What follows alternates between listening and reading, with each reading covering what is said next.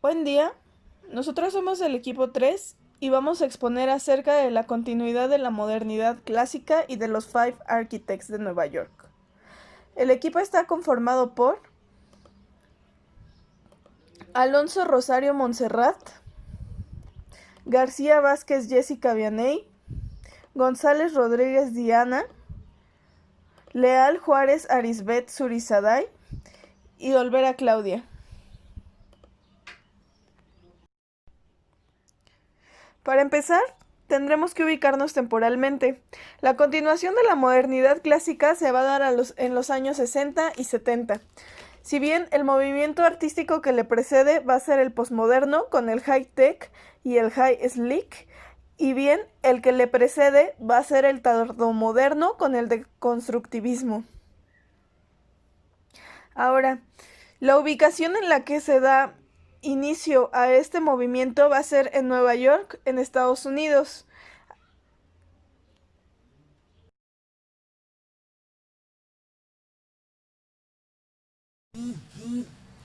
En alusión a la blancura resplandeciente de las fachadas de sus edificios, la prensa los apodó como los Blancos, al grupo de 5 arquitectos neoyorquinos que durante finales de los 60 e inicios de los 70 eran conocidos como los 5 de Nueva York: Richard Mayer, Peter Eisenman, Michael Graves, Charles Whitman y John Heathcock.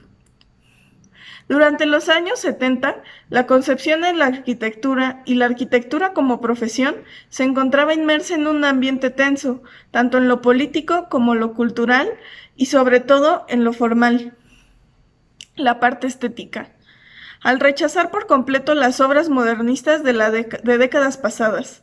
Las obras de este grupo hacían énfasis exactamente en eso: buscar una clase de inspiración para hacer entender la importancia de la concepción de la forma, como una imagen y luego como un volumen quizás, para luego ser un espacio.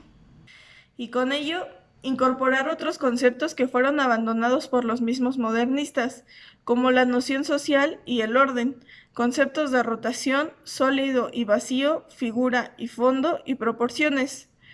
Técnicamente era ver el vaso medio lleno, pero era transformar la dormida profesión de la arquitectura en un grupo de artistas pensadores. No pretendían romper con los planteamientos formales de las vanguardias, sino al contrario. Estos podían recrearlos y por último se establece que lo más importante es el proceso y no el resultado. El verdadero legado de los blancos no es el vocabulario formal, sino en el hecho de que nos hicieron pensar que estas operaciones tienen importancia intelectual sistemática y que funcionan como premisas cuando hablamos de arquitectura. Cita numerosos otros arquitectos, pero raramente la morfología de su arquitectura. Cuando los edificios se refieren a Le Corbusier, es la sintaxis de este arquitecto que es convocada. Sus edificios son polimorfos, ya que, como los de Le Corbusier, quieren ser una coreografía abstracta basada en el lenguaje formal de este. En esto reside el bien llamado nuevo modernismo blanco y puro de los Five Architects, ubicado en el mismo momento de Venturi y su Less is More. La tipología arquitectónica varió mucho dependiendo de los 5 arquitectos, pero se puede decir que algunas de las más comunes fueron casas, residencias, centros de arte, expansiones tanto en museos como en universidades, edificios de oficinas, centros de convenciones, memoriales, estadios, hoteles, teatros, bibliotecas, etc. En los materiales y sistemas constructivos tenemos los típicos de la época que no han cambiado mucho, como las estructuras de acero, el concreto armado, recubiertas de ladrillo, recubiertas de mármol, etc. Para entrar un poco más al fondo en este tema, hemos puesto 3 ejemplos. El primero es el Centro Wexner para las Artes. Este fue construido por Peter Eisenman en 1987 en Ohio, Estados Unidos. La estructura de acero fue recubierta con una piel de albañilería roja evocando el antiguo edificio.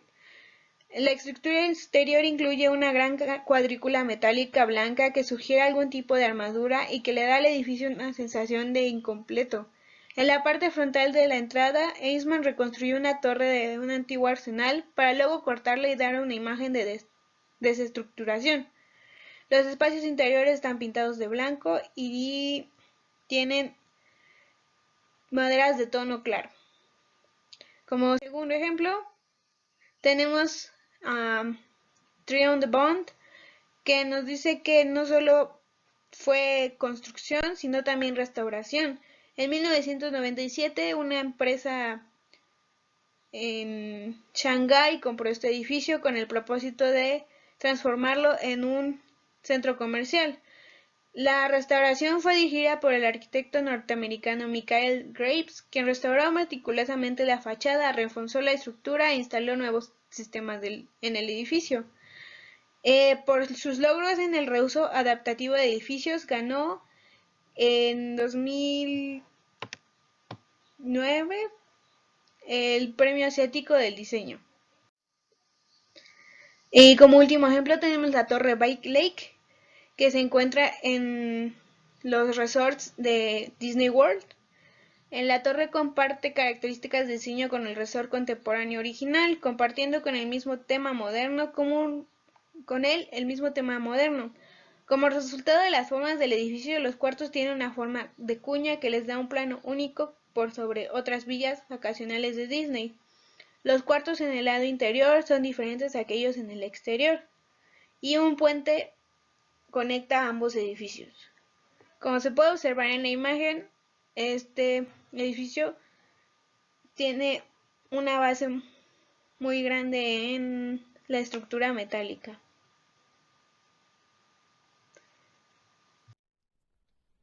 Continuación de la modernidad clásica. Five Architects. A continuación les presentaré los aspectos formales y características importantes que tuvieron este grupo de arquitectos. Aspectos formales. Primeramente hay que tener en cuenta que este grupo de arquitectos tuvo una ideología acerca del neorracionalismo.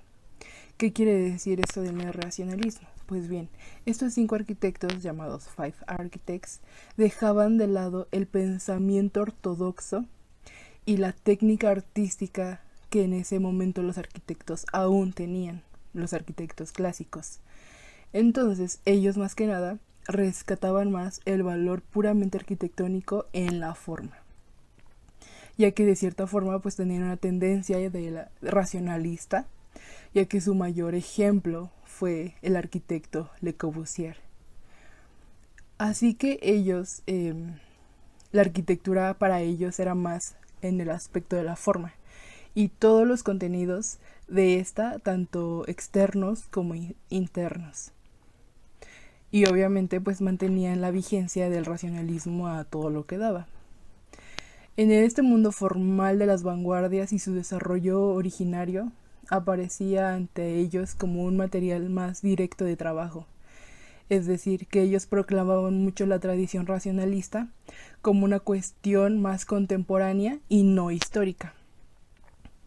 Por lo cual, ellos seguían manteniendo elementos de la tradición moderna racionalista. Es decir, ellos ocupaban pilotes, escaleras marinas, barandales, curvas puristas, transparencia, planta libre, geometría y desplazamientos diagonales, además de el uso constante de la línea recta. Ahora veamos algunas de las características de su arquitectura. En general, de los 5 arquitectos, estos 5 arquitectos estuvieron conformados por Meyer, Wattway, Graves, Eastman y Hedduck. Primeramente, pues era una arquitectura formal, una arquitectura bastante funcionalista, autonomía en la forma más que nada. Ellos rechazaban la arquitectura ideológica y la arquitectura heroica, es decir, no había nada de ornamentación clásica ni nada de ese tipo. Ellos tenían muy en cuenta lo que era la volumetría y la espacialidad. Como se pueden ver en los ejemplos de la diapositiva, ocupaban muchas formas geométricas y trataban de integrar la curva. Tenían una complejidad espacial en el interior, tenían contrastes de maderas con el color blanco, tenían elementos de circulación bien definidos. La mayoría de los proyectos en casas, habitaciones, pues usaban colores neutros como blanco o gris para después resaltar con colores chillones que realmente resaltaran. Claramente se pueden ver en los ejemplos de esta diapositiva cómo es que estos arquitectos en la mayoría de sus diseños ocupaban las líneas rectas y las integraban con líneas curvas para darle esta forma, esta belleza a la edificación. En algunos casos, o más bien en la mayoría, pues usaban los grandes claros para los ventanales y de esta forma había una mejor iluminación en el espacio interior. Ellos usaban la estructura de metal y para este entonces el material más usado pues ya era el concreto, además de que coincidían mucho en tener columnas cilíndricas y columnas rectangulares. Ellos tenían un contraste visual con el exterior. ¿Por qué? Porque prácticamente ellos tenían el concepto de la casa sola. Si nos damos cuenta en los ejemplos que tengo a mi alrededor, nos podemos fijar de que la casa sola es un elemento en el espacio. El espacio en este caso pues son los jardines que tienen alrededor, ya que pues la mayoría de sus arquitectos hacía casas para personas de cierto poder adquisitivo, en lo cual pues eran residencias y pues ellos conjugaban muy bien el interior con el exterior y de esta forma las ventanales y las vistas pues daban ahora sí que vaya la redundancia, a vistas muy bonitas que conjugaban perfectamente. Y pues claramente se puede ver la exploración con las líneas diagonales y la rotación de la línea. Una vez estudiado cuáles fueron los aspectos formales, ahora veremos cuáles fueron los aspectos simbólicos que tuvieron este grupo de arquitectos. Para los Five Architects, la verdadera revisión consistía para ellos en liberar a la arquitectura moderna de la arquitectura heroica y clásica, en donde pues lo que sobraba era la ideología. Y pues de esta forma ellos no querían que su arquitectura fuera comparada ideológicamente como filosófica o social, sino más bien para una arquitectura más funcionalista y más racionalista. Entonces, el viejo y fecundo clasicismo en este entonces para ellos había muerto y había sustituido por el código del racionalismo, ya que como anteriormente les mencioné, su mayor o su top de arquitecto era Le Corbusier con su racionalismo.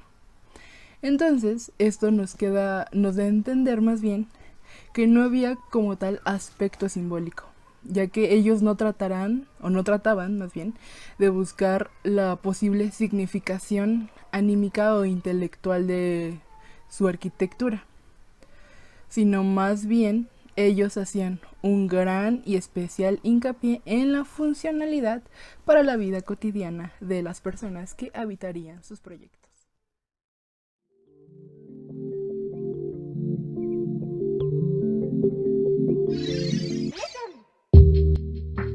Peter Eisenman. Sus proyectos se caracterizan por un estilo definido como de constructivismo moderno. Su interés por los signos, los símbolos y los procesos de hacer siempre ocupan un primer plano. Eisenman es miembro destacado del grupo The New York Five. Estableció su propio estudio en Nueva York en 1980. Como tal, Eisenman ha sido a veces una figura polémica en el mundo de la arquitectura, profesando una falta de interés en la sostenibilidad del medio ambiente. Algunos de los proyectos más reconocidos de Eisenman son los siguientes. Casa Sexta. El diseño surgió de un proceso conceptual a partir de una cuadrícula. Eisenman manipula una grilla de tal manera que la casa queda dividida en 4 secciones. Robert Goodman escribió sobre la casa diciendo que muchas de estas columnas no tienen ningún papel en el apoyo de los planos de construcción, pero están ahí, al igual que los planos y las rendijas de las paredes y techos que representan los aviones, para marcar la geometría y el ritmo del sistema de notación de Eisenman. Él construyó una casa donde el hombre se vio obligado a vivir en una obra de arte, una escultura, y de acuerdo con los clientes que disfrutaron de este hábitat no tradicional impuesto por Eisenman, como una obra de arte y poesía, la casa fue todo un éxito. Monumento del Holocausto. La obra de Eisenman no interpretó la intención de un monumento no nacional, sino al contrario, que hace reflexionar sobre el crimen llevado a cabo precisamente por el Estado. Se trata de un símbolo de la buena voluntad de Alemania para enfrentarse a su terrible pasado, un monumento para todo el pueblo alemán. Se trata de un gran patio formado por bloques de cemento a modo de cementerio, campo de concentración, laberinto o callejón sin salida. Una densa trama entre la que los visitantes pueden caminar en soledad. No hay placa, inscripción ni estatuas que sugieran a la gente qué debe pensar o sentir. Ciudad de la Cultura de Galicia. La Ciudad de la Cultura es un nuevo centro cultural para la provincia de Galicia en el noreste de España. Su diseño viene de la superposición de 3 grupos de información. El centro original de Santiago conforma un urbanismo figura-terreno en el cual los edificios son la figura o lo sólido y las calles son residuales o espacios vacíos. A través de esta operación de mapeo, el proyecto emerge como una superficie curvada que no es una figura ni terreno, sino ambos a la vez, que sustituye al urbanismo figura-terreno de la antigua ciudad.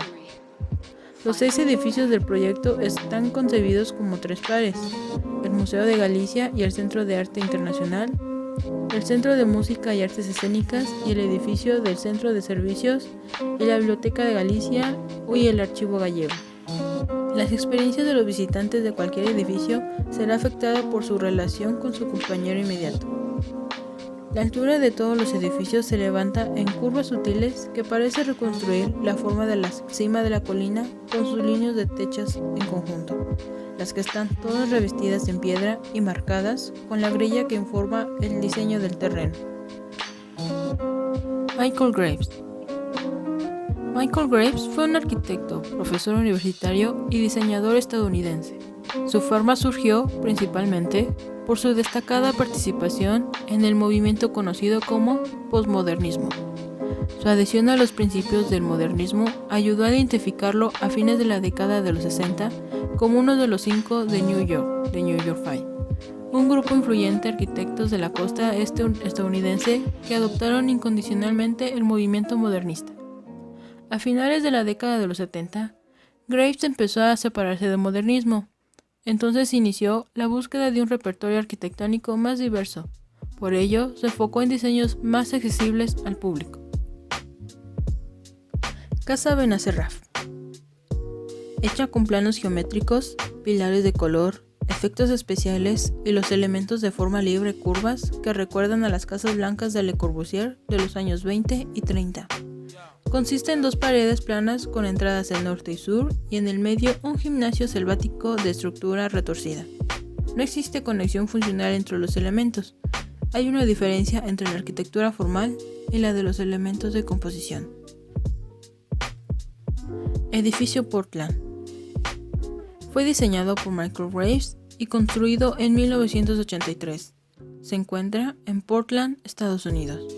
Se trata de un bloque de oficinas de 15 pisos de estilo postmoderno. Destaca su rostro chillón gracias a la variedad de materiales y colores usados en su fachada, así como las pequeñas ventanas, la envoltura en fino papel y los recursos decorativos poco convencionales que la adornan. Esta decoración rompe con la estética de los habituales rascacielos y edificios de oficinas de la ciudad. La fachada principal presenta 2 enormes pilastras con capiteles del color ocre rojo sobre los que descansa una enorme clave. Este edificio municipal de Graves ha sido considerado por los críticos y arquitectos defensores del denominado clasicismo postmoderno como el primer monumento real de esta tendencia.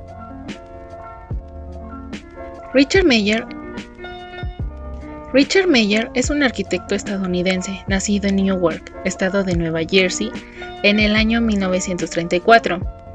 Estudió arquitectura en la Universidad Cornell y trabajó en varios despachos de arquitectos, entre ellos lo de Skidmore y Marcel Brie. Es considerado como heredero del racionalismo y más concretamente del propio Le Corbusier. Su obra se caracteriza por un uso racional de la geometría, la claridad de sus espacios, el soberbio manejo de la luz y el uso del color blanco. Entre sus obras más destacadas están la Casa Smith.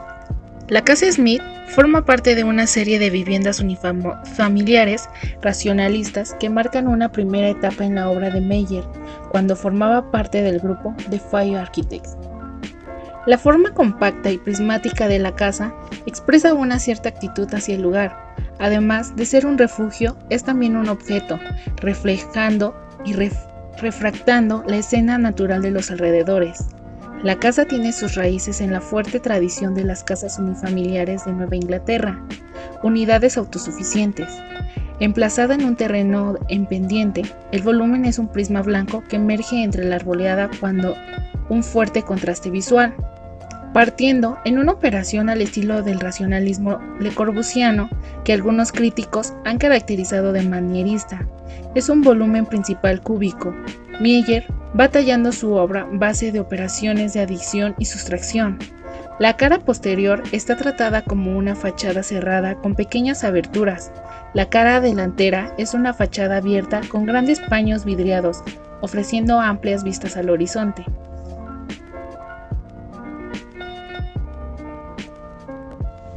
La Casa Douglas tiene como principal intención crear un fuerte contraste visual en el paisaje.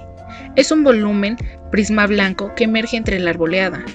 La cara posterior está tratada como una fachada cerrada con pequeñas aberturas, mientras que la cara delantera es una fachada abierta con grandes paños vidriados, ofreciendo amplias vistas al horizonte. La forma y disposición de las perforaciones del prisma guardan una estricta correspondencia con lo que ocurre en el interior de la casa.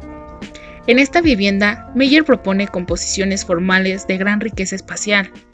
Utiliza una organización interna donde el acceso se produce por el sector más densamente construido para abrirse a un amplio espacio rodeado por vidrio.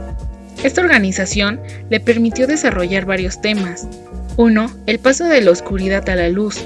2. El cambio de escala del espacio y desarrollar accesos a través de rampas, puentes y escaleras.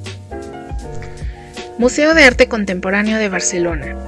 Concebido como un edificio de trazo longitudinal de 120 por 35 metros de base, en el cual se inserta una pieza base circular que atraviesa verticalmente las 4 plantas y a partir de la cual se articulan las diferentes zonas de exposición. Como bien hemos mencionado, la arquitectura de Richard Meier se basa en un racionalismo claro, citando particularmente el movimiento moderno y a Le Corbusier. En esta obra se muestra la combinación de las líneas rectas con líneas curvas que establecen un diálogo constante entre los espacios interiores y la luz exterior que penetra en el edificio a través de galerías y grandes lucernarios. Como podemos ver, en este edificio se muestran grandes fuentes de luz natural, las cuales hacen que los espacios interiores se expandan y se agranden. Las líneas claras y la combinación de curvas con rectas hacen un todo armonioso en una planta estructurada en 4 espacios cuadrangulares claros, articulados por un círculo que los divide y los organiza. Keon He-Duke. El arquitecto estadounidense que se dio a conocer a finales de los años 70 como miembro del grupo The New York Five. Al principio de su carrera, He-Duke cultivó una arquitectura muy marcada por la herencia moderna que jugaba con un conjunto reducido de elementos geométricos, pero pronto se adentró en una auténtica subversión de este formalismo inicial para crear un lenguaje arquitectónico extremadamente personal a través de lo que denominó máscaras. Entre sus obras más destacadas está One House 2. En este proyecto, He-Duke utiliza el muro para reinterpretar la configuración tradicional de una casa.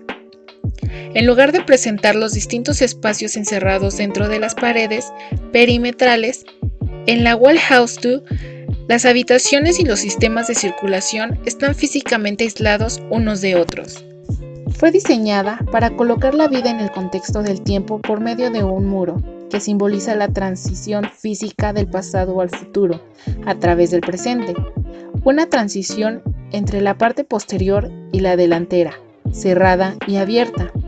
El muro para Hedug también representa la separación arquitectónica entre las diferentes funciones que desarrollan sus habitantes, la vida a un lado del muro y el trabajo al otro lado.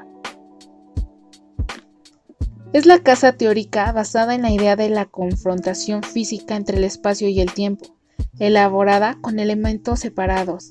Es una manifestación museológica de un concepto arquitectónico importante.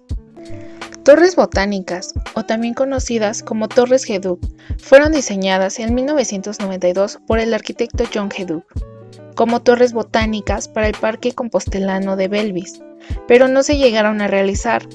Tras su muerte de Hedug, Peter Eisenman decidió recuperar el proyecto de su amigo y compañero en The New York Five, grupo que mejor representa el espíritu del neorracionalismo arquitectónico, y propuso su construcción en la Ciudad de la Cultura. Como bien podemos observar, son dos torres, las cuales fueron diseñadas para un uso botánico, especialmente en la Torre de Cristal, ya que la Torre de Piedra estaba diseñada como sala para diferentes usos.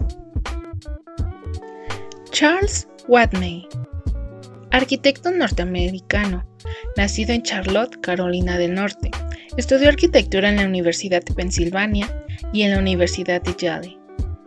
La estrategia de Watney es simple: utilizar volúmenes puros y componer a base de sustraer y adosar dichos elementos al prisma fundamental. Entre sus principales obras están la residencia y estudio Watney. Este es un espacio de vivienda de 2 plantas, con un cuerpo cilíndrico como terraza y huecos profundos en la fachada, resueltas con hormigón. Esta atraía la atención de numerosos visitantes por la combinación de cubos, triángulos y cilindros, y fue considerado como uno de los edificios más influyentes de la era moderna. Residencia Cooper es un claro ejemplo de cómo la arquitectura residencial se convirtió en un campo de experimentación formal, donde se logró manipular y actualizar los principios desarrollados por Le Corbusier. Esta residencia se caracteriza por estar alzada sobre un montículo con vistas hacia el océano. La casa descompone y fragmenta el volumen en piezas casi autónomas, diferenciando las partes del programa o los elementos de circulación.